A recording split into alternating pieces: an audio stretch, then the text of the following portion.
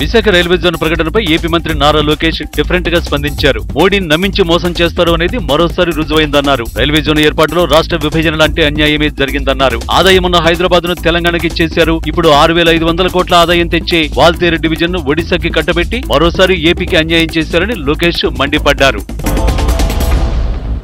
Visakha railway zone ప్రకటిస్తామని చెప్పడంతో పాటు చేసి చూపించామని బీజేపీ ఎమ్మెల్యే విష్ణుకుమార్ రాజు అన్నారు. పొలిటికల్ మైలేజీ పెంచుకోవాలని చూసిన కొన్ని పార్టీలకు, కొంతమంది నేతలకు ఇది మింగుడు పడని విషయమన్నారు. అయినా ప్రజల ఆకాంక్షలే తమకు ముఖ్యమన్నారు. విశాఖ రైల్వే జోన్ ప్రకటన రావడం వల్ల ఉత్తరాంధ్ర ప్రజలు ఎన్నో ఏళ్ల నాటి కల నెరవేరనుందని వైసీపీ నేత బొత్స సత్యనారాయణ తెలిపారు.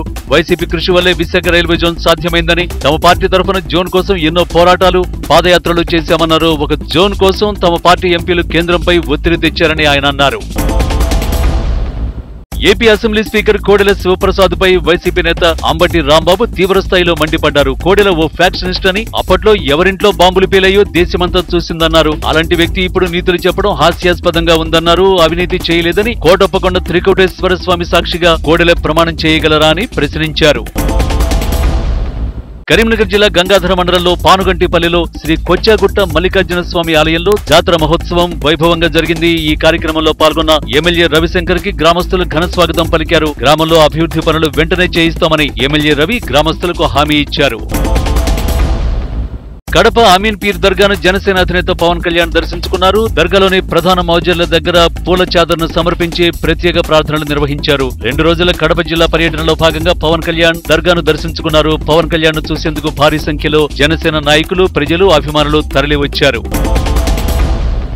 కాంగ్రెస్ పార్టీ కేంద్రంలో అధికారంలోకి వస్తే తొలి సంతకం ఏపీకి ప్రత్యేక హోదాపై చేస్తుందని పీసీసీ ప్రెసిడెంట్ రఘువీరారెడ్డి చెప్పారు. 100 రోజుల్లో మన నాయకుడు రాహుల్ గాంధీ ప్రధాని కానున్నారని ఆయన జోస్యం చెప్పారు. ఏపీలో కాంగ్రెస్ పార్టీ ఆధ్వర్యంలో చేపట్టిన ప్రత్యేక హోదా భరోసా ప్రజాయాత్ర రాజమహేంద్రవరం చేరుకుంది. పశ్చిమ గోదావరి జిల్లా నుంచి ధవళేశ్వరం బ్యారేజీ మీదుగా రాజమహేంద్రవరం కోటిపల్లి బస్టాండ్కు కాంగ్రెస్ భరోసా యాత్ర చేరుకుంది.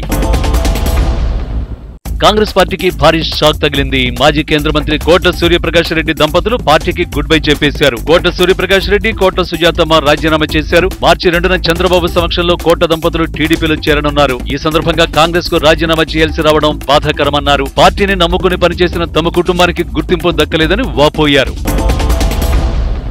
దశాబ్దాలుగా పెండింగ్ లో ఉన్న విశాఖ రైల్వే జోన్ కు ఎట్టకేలకు ఆమోదం లభించింది. రైల్వే మంత్రి పీయూష్ గోయల్ దీన్ని అధికారికంగా ప్రకటించారు. రాష్ట్ర విభజన చట్టంలో ఒకటిగా ఉన్న విశాఖ రైల్వే జోన్ విశాఖ కేంద్రంగా ఏర్పడబోతోంది. ఈ సౌత్ కోస్ట్ రైల్వే జోన్ పరిధిలోకి గుంతకల్, గుంటూరు, విజయవాడ, వాల్తేరు డివిజన్లు రానున్నాయి.